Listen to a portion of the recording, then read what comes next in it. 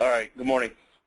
So basically what I'm going to do here is I'm going to start with the beginning, just show you that to access the new portions of the site that we've developed, that you basically go about this the way you normally would. You log into the site as you normally would. Now, there's been a lot of little changes in here, but the basic one that we need for right now is the, what is it? Here we go. Is the import edit button here. So basically you would click that and it will open up here. And basically what we're looking at is something that is sort of a new environment for working with this data. Basically the new design, the new elements required a new environment to work in. So instead of trying to fit everything inside the same UI, we've created an additional one temporarily for holding all of this functionality. It should look pretty familiar. There's a couple of little changes like the little sections here that can be resized and moved around and things like that. But I basically want to show you some of the major functionality here. So briefly I'll explain some of these different sections. You have the Profiles tab here, which is essentially the Profiles tab that you have in the normal HighQ environment. But we now have a Files tab down here, which not only handles showing you the file system, but it also handles importing and showing you the status of importing and uploading files. And you have, and I'll go into a little bit more depth on each of these as we continue. You have a UI settings tab, which I'll get to in a moment. You also have over here, the main section, you have major sections like editing and reporting, and then underneath these you have some sub-tabs, which are individual pages that you can go to and access. All right, so essentially here, one of the big things that is fundamentally different about this system is operating on activities instead of on segments or anything like that. Essentially, so you understand, an activity is anything that a vehicle records in a single instance. So when the farmer gets into a tractor and he starts the smart logger until when he stops the smart logger, that process is an activity. Now, the purpose of recording them in activities is to preserve the data with as much integrity as possible. Currently, on HighQ, the way it works is you have a single activity come in, and then it's split on the different geometries based on boundary. And it continues to chop them up. To preserve the integrity of the data, we've stopped that from happening, and we keep them solidified. So basically what that means is we have to edit them as an entire activity for right now. So what I'm going to do is I'm going to walk you through the process of how we import a file and get an activity to help solidify how that works. So essentially you can grab a file. This is just my normal file window on my computer. I just drag the file and drop it anywhere onto the site. There's no need to go to an upload button or an import button. It'll automatically detect what kind of file it is, and it'll handle it for you. Now you can see down here the file, the name is a little too long to display, or we've simulated that so you can understand, and it'll, as you roll over it, pop up with the full name. You can also scroll over and you can look at these info buttons and it'll give you a little bit more information. The left hand indicates if the file is importing, like this, if it's finished importing where you see a file symbol, or if there's been an error, like these symbols here with exclamation points. On the right-hand side, did it not go through? Ours isn't moving. We have that in that window on it. Stopped. Stopped there? Is it still frozen there? Now it's going. Okay, sorry about that, guys. Sorry about the delay, guys. So on the left-hand side, you can see these various icons here. Let me grab that highlighting tool again. So the you have this, which indicates the importing. Down here you have it indicates that these files have succeeded importing by having the file symbol. And then down here you have these exclamation points indicating that there was an error with those files. And on the right-hand side, you have these info tabs. The info tabs will give you a little bit of information about each file, And when there was an error, it'll give you a long piece of information, for example, that there was this one had no activities inside of it. When the file finishes up importing, you'll see that there's a list of activities that drop down underneath it. These are all the different, in a smart logger, essentially ENTs, or entries that the logger recorded. You'll see a symbol here indicating the status of the import, and this one, for example, has finished parsing the file and is in the process of attempting to save all of the points in the system. So once it's finished and you have these activities, which are broken down by date here and by activity. By the way, to get to those, you just click this symbol here, and it opens them up like that. You can just take one of these activities and drag it anywhere over here.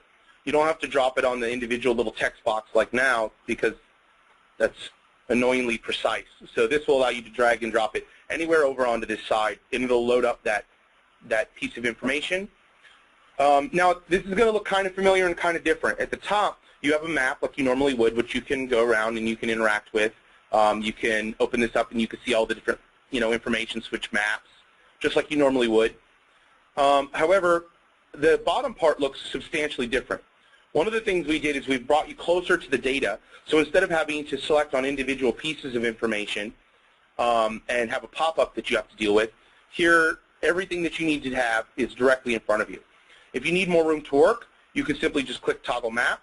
It'll hide the map, and you can see all the data you need to work with in one easy-to-go screen.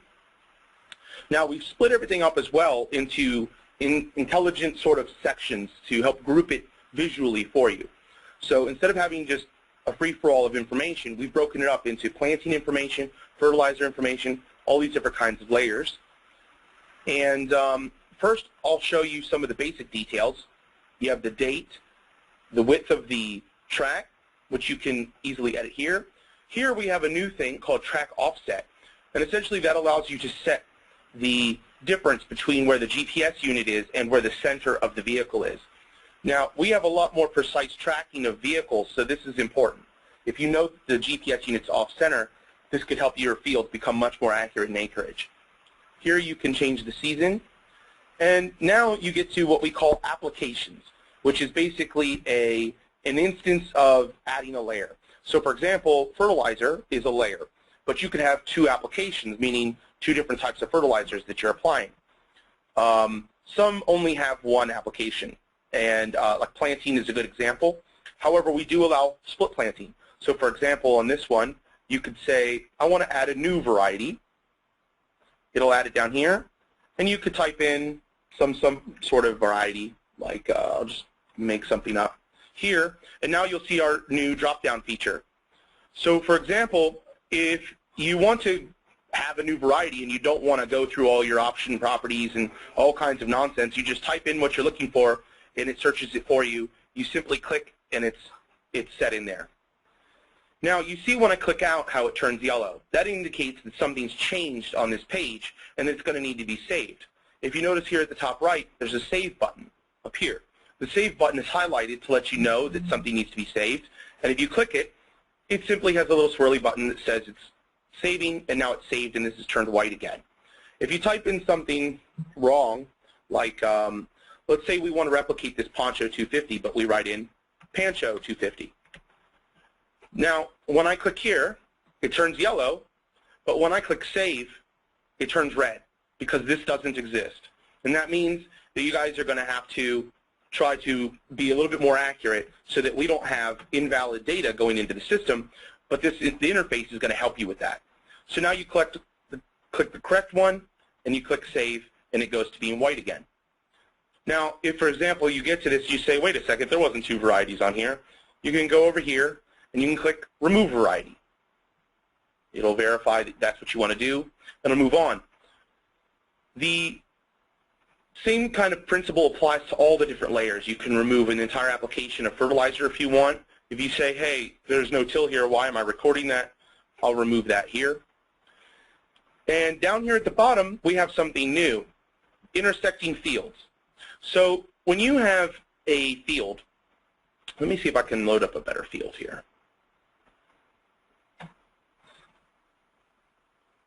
Let's see. We'll try our new one here. If you go here, you'll see that there are no boundaries selected at all.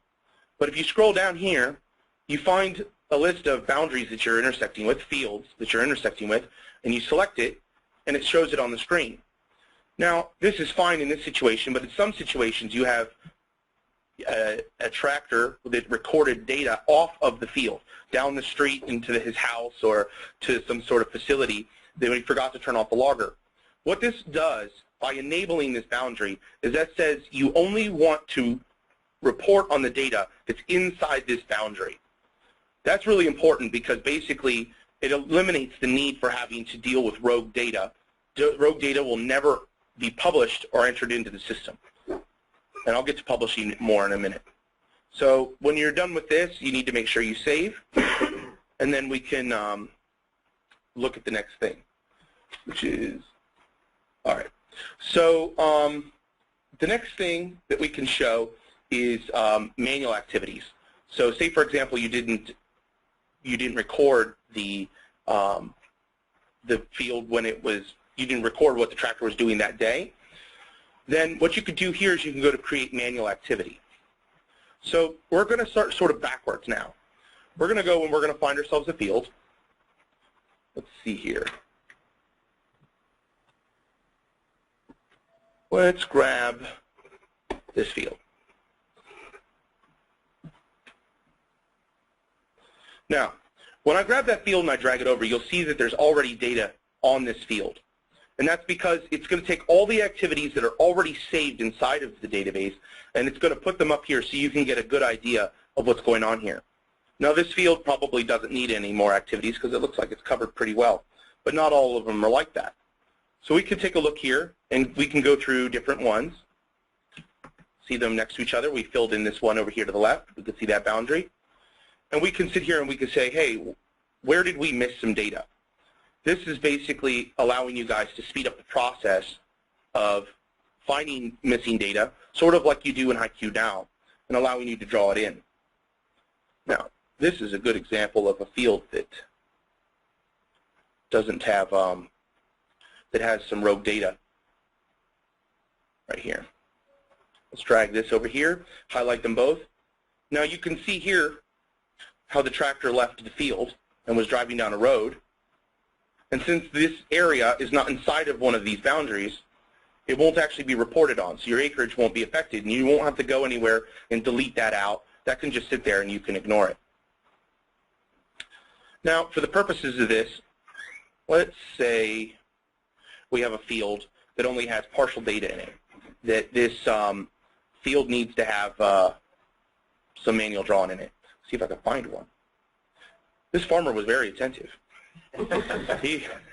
He plowed every single thing he had. Let's see here. Trapper John. Here we go. So hopefully everyone can see this field, and you can see that on the left-hand side here, the farmer recorded all the data for the field, but on the right-hand side, there's a big gap there. So what we're going to do is we're going to create some manual entry for this field. You simply come down here to the bottom, to the drawing tool. You got a little circle that you have on your mouse. You can draw that on the screen. If you want to, you can actually go well outside of the boundary just to fill the entire boundary in. You double-click. Now this works exactly like it does in HighQ, so I'm just giving you a demo here. You can cancel that drawing tool out, and then you just crop it to boundary, and it fills it all in. Now, what you could do here is you can click Save or Save and Edit. Save and Edit is going to put that on the database and put us back, if you look here, in the Activity Editor. It'll show us our boundary, and it'll show us our newly drawn field. And we can come in here and we can enter in some information. We can make like, let's say we want to make a till layer. I'm going to say this one, we didn't till. It's probably the most useless of the manual entries we've ever made, but there we go. And that's now saved. All right. So the next thing is this data that we're filling in sometimes you guys need to make some sort of report that you guys can exchange with each other outside of the system. So one of the next things that we've added here under the reporting tab up here at the top is what we call the preliminary field report. Now the preliminary field report is going to allow you guys to take a big field like this one. You drag it over here anywhere you want. It'll load up the map. I'll zoom in on that a little bit. But it has all of the different field data, all the different activities that touch this field, all entered down here. You could take this thing. You don't need to make a PDF. You could simply print it out like normal, and you can send it to whoever, make notes, do whatever you want to do. Or you could sit there and say, well, hey, look, there's an activity here. I know this is wrong. You can click the Edit Activity button, and it opens it up right here inside your editor. Back again on the Editing tab with the Edit Activities subsection here. And you can come in here and you can edit this information right here. So now, the next thing here, as you guys have seen over here on the left-hand side, the Profile tab, there's one other thing that you guys can do that you couldn't do before, which is now you can see all of the various segments underneath a section. So here, for example, you can see all of the activities inside that seasonal boundary over here on the left. So you actually don't have to drag the whole thing over there and edit it. You can actually drag individual ones at any point right here into the editor in case your files have gone away or something. And we have a quick tip here on every single activity that shows you exactly which layers are there. So you can quickly look and see there's no chemicals. Okay, so the other thing I should go over is the different kinds of files that you can import. Now, as of right now, you cannot import through IET boundaries, but you can still import boundaries through the main HighQ website. The kinds of files that we're importing in the IET are specifically files that import field data, okay? So we're looking at ENT files from the Smart Logger, .csv files, which are typically from third-party entry, and .txt files, which are CSV formatted yield files. Now, you could drag any one of those files over here, drop it in anywhere on this page, and it'll begin that import process for you. That will go through the normal import, and it'll indicate when it's done, and if not, it'll give you an error. And it'll give you a nice little error message to help you figure out what's wrong. Now, the next thing you need to know, and we can't really demo that for you right now, is the publication process. Now, publishing is the second part to this whole process, which is, so we've basically recreated a lot of the importing and editing features that you have in HighQ. The main issue being we want to store them differently and we want to handle them differently.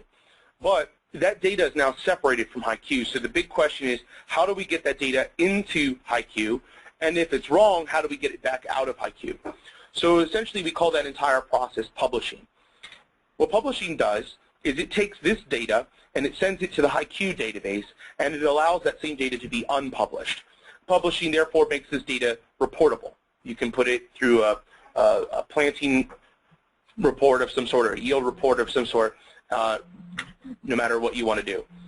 Now, the reason that publishing is a big deal is because publishing actually checks the data to ensure that it's a logical and possible combination of information.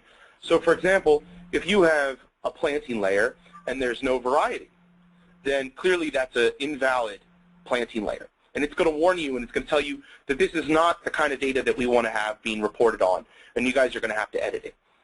The next thing that's going to come with that is you're going to have a lot of data that's in different states and in different phases. So the next thing that we're going to incorporate is what we call the task list. The task list is going to be a big list of information that incorporates everything from files that you haven't dealt with yet to data that's been published that's no longer valid. An example is, let's say that you print out, you publish out some data for a particular field, but then you've changed the field's boundaries. It's going to tell you that this data is no longer in sync and needs to be republished. It's going to take that bad data back out of HighQ, and it's going to republish the good data in. And this task list is going to help you manage all of these things because there's going to be a lot of information, and finding it on your own is going to be kind of tedious. So that task list is going to streamline that process for you, and we're going to get that in there really soon. The publication process is pretty much just going to be push button. You're going to have something that tells you whether this entire field is publishable or not. And basically that's going to depend on whether all the activities that touch that field are publishable or not. It's going to indicate which ones are invalid, and it's going to give you a button that allows you to immediately edit that activity and resolve those conflicts.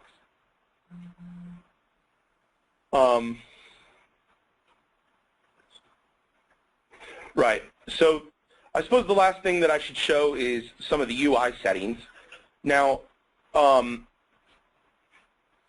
basically, you have these maps over here. Now, you guys are familiar with these maps, so I'm just going to kind of briefly go through some of these here to make sure that you guys know all these different kinds of things. And you got the NAIP map, or the ability to just turn the map off completely. It gives you an ability to see the data without any underlying things, which could be a problem in certain environments.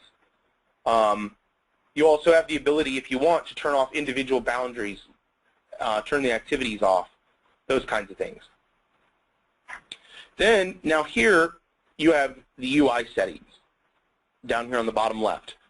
Now, there's only a couple things here for right now, but it'll be pretty easy to understand. I think you've got your ability to change the font size.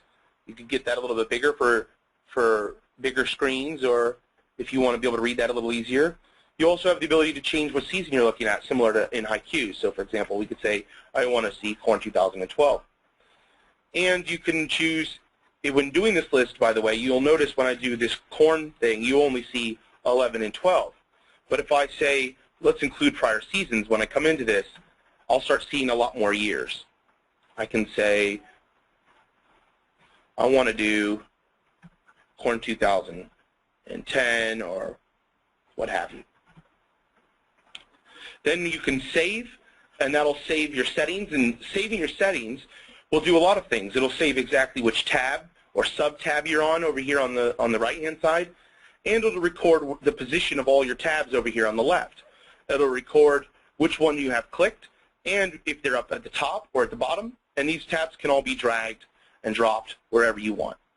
That way that this UI is very flexible to what you're doing at any given time. And I think that pretty much wraps up my demonstration of the IET tool. I'll pass it back to Paul. Are there any questions? I would just like to add one more thing, that we're actually, this we're hoping will be available in a production environment. We're shooting for sometime towards the end of this month. We're in the process of testing it right now, but we will make it generally available when we feel comfortable with making sure everything works. So far, everything looks really good. And the way that's going to work is everything that you upload with this going forward will you will edit any type of that information through this tool. Everything else that already exists in the system, you will do as you've typically done up to this point through the actual HighQ4 editing. So that's how we envision that process or cutoff working. The other thing we're currently working on and is in progress right now is an interactive help system on the actual website, so that you will have the ability to actually look at different functionality within the website, and it'll give you some direction as to what these different types are. I see we have a question. Let's see. How will these new changes affect the use of unassigned data and having it reassigned when we know what the crop is? Okay. So, for example, if this comes in and you don't know what crop it is, this would have to be assigned to an unassigned season. So, just like right now in HighQ, it has season which would be like unassigned to 2012. You could change this season. Most likely, it would have imported with no season, and leaving it blank is a completely viable option. But it will probably attach itself to a master boundary at that point and would need to be changed once the seasons change. And all of that would happen on the back end, and it would notify you new boundaries have been selected, new seasonal boundaries have been selected. You'd get a new options down here at the drop down, down in the checklist, and select the new ones. Now, would that be publishable at that point? No. Okay. It's not publishable unless it has a valid season. Okay. Will the task list be user-defined, or will we have to see all tasks? It will be sortable and filterable. And you'll be able to save your choice of filters so it'll stay that way. So the main goal of saving all these UI settings is that your experience doesn't change between times when you sit down. So when you come and you sit down and you set something, when you come back, it'll be the same as you left it. That's sort of the goal. So if you have a desire to say, I know I just imported a bunch of files, but today I really don't want to deal with that. I have some stuff that's more important that needs to be published today. You can say, on my task list, I just want to see things that are pending publication. Those kinds of things. Okay.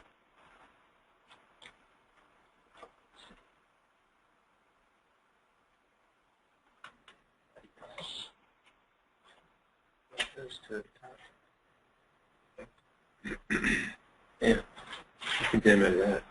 Yeah, we can demo that one. How do you add chemicals? All right, that's a good question. All right, so what I'm going to do is I'm going to hide my map real quick so that we have a little bit more working space. And let's say that this guy added a chemical, although I may need your help picking a chemical name, but I'm not actually a farmer. So what we would do here is if you look here at the top right of the application section, you have a drop-down that gives you a list. Now, one of the things that I'll point out about this list is you'll notice that planting is no longer on this list. That's because you've already added a planting layer and there's only allowed to be one. So, for example, you would go here and you click chemical, and now you'll see a new chemical entry. It's completely blank. You could leave it that way, but let's add something fun. So let's name a chemical here. L-U-M? L-U-M. All right. So there we go. We'll add that. And what type of chemical is this? Is it a pesticide or a Herbicide. herbicide? And you can enter in an amount if you wanted, or an application method. But you get the idea, and then you just click Save, and it saves that data. And now it's, as you can see, the little fields had turned yellow, and now they're white again. And that's how you add a chemical layer.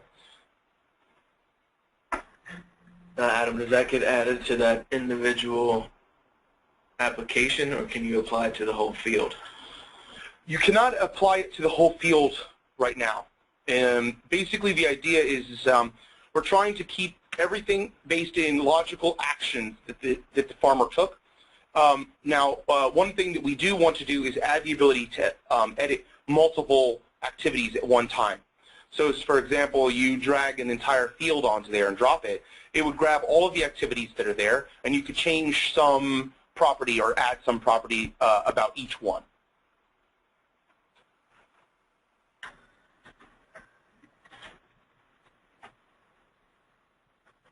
How do you save the new chemical to a different date than planting? Right. So if you don't have a recorded action for that chemical application, then you would need to create a manual activity for that action. If, for example, you know that someone applied this chemical across the entire field, you could go to the manual activity page, you select that field, you draw your boundary around the entire field, hit crop to boundary. Yeah, absolutely. So let's say, for example, this field. Let's grab something here. I don't know what this is, but it looks great. Okay, let's say they put chemicals on this little patch here. First, you'd grab your drawing tool. Let's just make a big one all the way around because we know we applied it to the entire field. So we cancel the drawing tool. We do crop to boundary, and that gives us a nice thing here. If we want to see it, you can go to the various activities and you can remove them so that you can see just the one you're working on. And then you can click Save and Edit. We come here. We go to Chemical. We add our Lumax. Say that it was a herbicide. And we save it. He doesn't like my herbicide. There we go. So, and there we go. It's now saved. So hopefully that answered the question. That now is an application of Lumax across the entire field. Can you copy data from a planted layer to a manual layer? Not yet. But yes, that's a very good question, and that will be coming.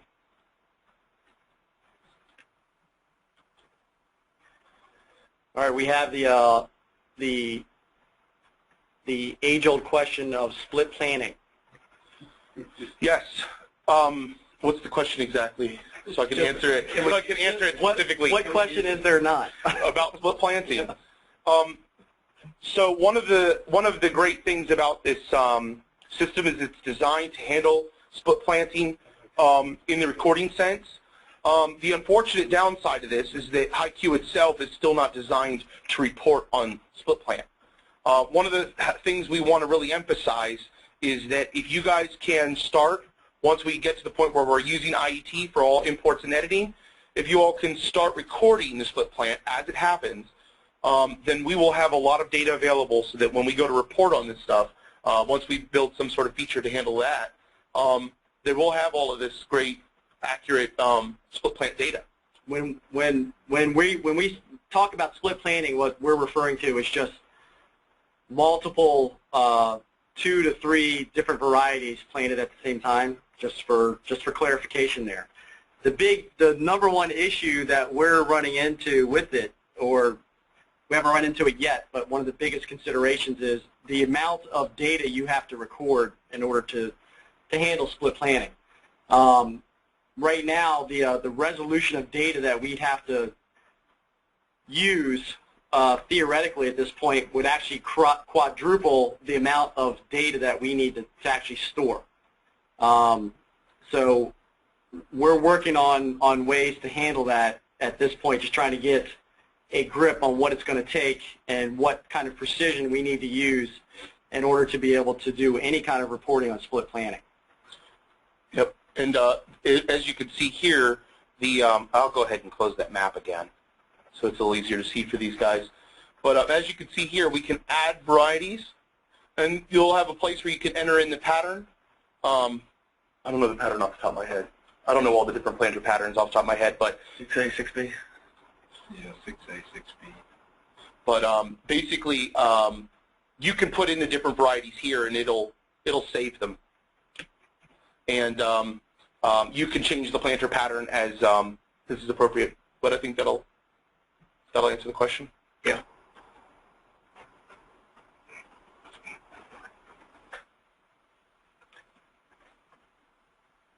Okay.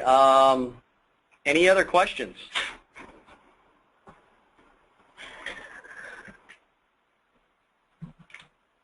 Hey guys, just to follow up on what we started with this morning, want to elaborate a little more about these monthly meetings. Hopefully you're seeing that this is a first start to having more of an open line of communication with all users so that you can be more informed as to what improvements are being made and addressing any issues that come to the technicians, the programmers, to the IT, to everybody. So our goal here is to have this open line of communication where we can discuss and address problems. So we'll be sending you something here in the near future to get these set up. It'll be similar to what it is right now, to what we're doing right now. So just look for that in the near future. Paul? Yeah, so we'd also I want to reiterate what Josh just said there. We'd also like to take that time each month to for any suggestions onto any kind of feature improvements or additions that would be priority items. We'd really like to start getting into to soliciting a lot of that type of information. So yes, you will be hearing from us on the next this next open attendance type of meeting will be. And hopefully this has been something that that has been positive. And what do we got? We got another question. Okay, let's soil samples. Using inputting soil samples into HighQ. That's actually been identified as a priority development item. We've actually started preliminary work on that, and as of probably within the next week or two, we will be starting development on actually automating that whole process. So yes, that soil sampling is coming, and we'll have more information on that. But right now, that's all I can say about it. So if there aren't any other questions, we will we'll let you know when the next open forum is going to be. Thank you all for attending. Another question. Not going to let me hang up. They're already signed off. No. Again. Is the process of importing and editing boundaries the same? No. Right now, we are still handling all boundaries inside of the original HighQ system. They have not been incorporated into this, and the main reason is because boundaries are one of the main things that are actually working very well right now. They do need to be moved into this system. They are is going to be important to integrate all of that together, but right now that hasn't occurred yet. So you'll still edit boundaries, import boundaries, everything with boundaries the same way you always have up to this point with HighQ4. Okay. Please feel free to submit Another question. any questions after this is over. We'll hang on here as long as the questions keep coming. But if you think of something after this meeting, please submit them to the support email, support@highq-dss.com. We did get another question. Will planner width be adjusting acres when manually filling in a gap? I'm not sure. I'm not sure what the question is entirely. Planter width when filling in a gap. The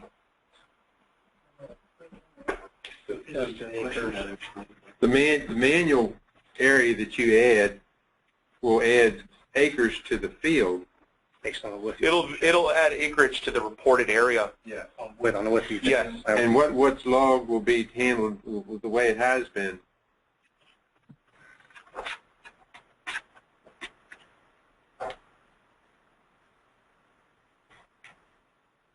Anybody raise his hand? What does that mean? For the gentleman that raised his hand, can you type the question in so we can answer it?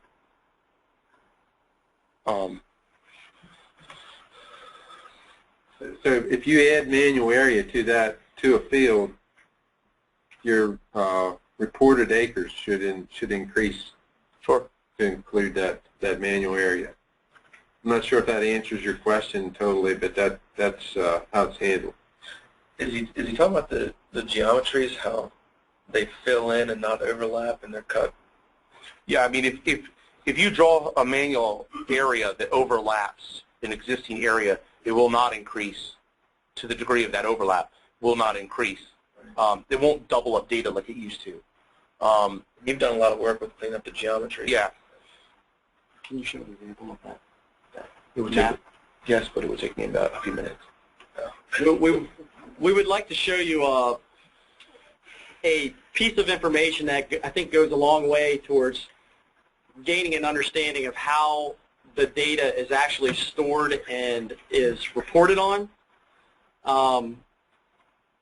Adam's going to pull that up now. He's going to do some wizardry to pull that up and look what is actually occurring behind the scenes. So bear with us here. Yeah, give me a second. I'm going to find see if I can find a good one here. But I think this is really worth looking at to see how the data is actually reported on. This is going to show what that data actually looks like. Hopefully only the techie people are left. Yeah. it may be useful to clarify to them that what they're about to see is not a tool they can normally use. Yeah. Yeah, this is strictly behind the scenes. Try this at home. Don't try this at Don't home. try this at home.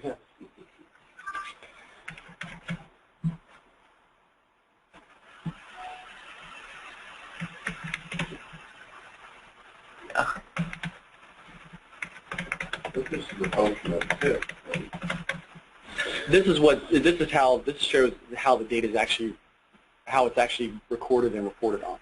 Right. So we take the points. All right. So just to explain for anybody who's interested, the way HighQ works right now is that it takes in the points and it creates a line and it operates on them as a line. And the significance of that is that the geometry functions are not guaranteed to keep the point, just the shape of the line, right? So the accuracy is being lost. And so therefore what we're doing is we're taking the actual points and we're performing geometry functions on them to create an area. Now, as you can see, the width on this was not actually entered correctly. That's why we have these huge lane gaps here. But what we end up with is these little polygons that show the area where those points interconnect, so that we actually get area for each individual point, and we're actually ending up with something that, outside of the fact that it's white, is very similar to something like and is incredibly accurate as far as precision goes. This is calculated in centimeters. So I mean it's pretty good. And as you can see, it has it's made adjustments for overlap here along the edges for the the headlands and stuff, so that there's no overlap here. These kinds of things are all happening. So this is exactly what it looks like on the back end. Is much more precise than what it looked like before. Scroll up there, Adam. Just a little bit, that corner. Zoom in a little bit. You can really see a lot of the cutting that's going on there. So that. Yeah. Yeah, and one of the things that's important to note is everything in the field, like what we've internally called knots and spikes. Essentially, what we're talking about is when the tractor stays logging while its position is not moving. You have sometimes hours of the tractor sitting there producing thousands and thousands of these points all sitting on top of each other that just destroy this geometry. And we go through them one by one. We make decisions about each one. We run analysis on them, and then we cut them out where they're not supposed to be there. And we keep these tractors moving in this case, somewhat bizarre but fairly realistic patterns of what I don't know what he was doing here. He was possibly intoxicated, but that's what he did, and it allows the field to make sense in the long run. It makes the acreage more accurate, and as I said, it's clear to me by just glancing at this that the width was entered in wrong. And one of the goals that we've had all along is we'd really like to make this data available to the end user so they can make really educated decisions on what the width is. Instead of having to change it and then look at what the results are in acreage, they can actually just look at it and wait until these squares all touch, and they'll know that's probably what the farmer actually was doing. And with some of these devices, it's so easy to make a mistake on width or something because they're all pressing these little buttons. It's so easy for them to make a mistake or not notice it or simply not care enough to change it, so that this is useful. And if we could give diagrams like this to the end user, they'd be able to make a lot better decisions on width and offset and things like that. The offset on this one looks pretty good, actually.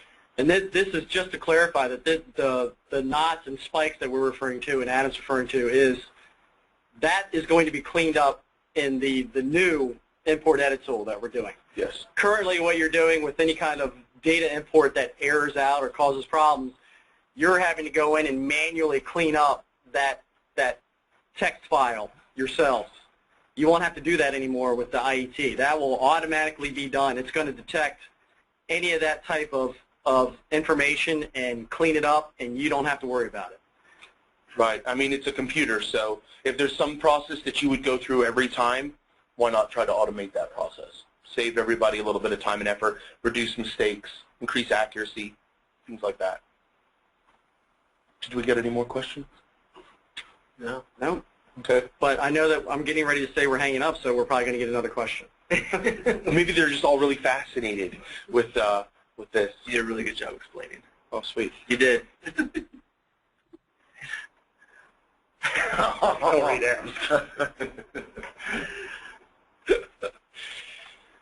It is being recorded. So yes, I will make that available. Should just try to color. And like I said before, if there are any other questions, please submit them to the support email address, and we will follow up. And we will be definitely be getting our next meeting date out to you guys.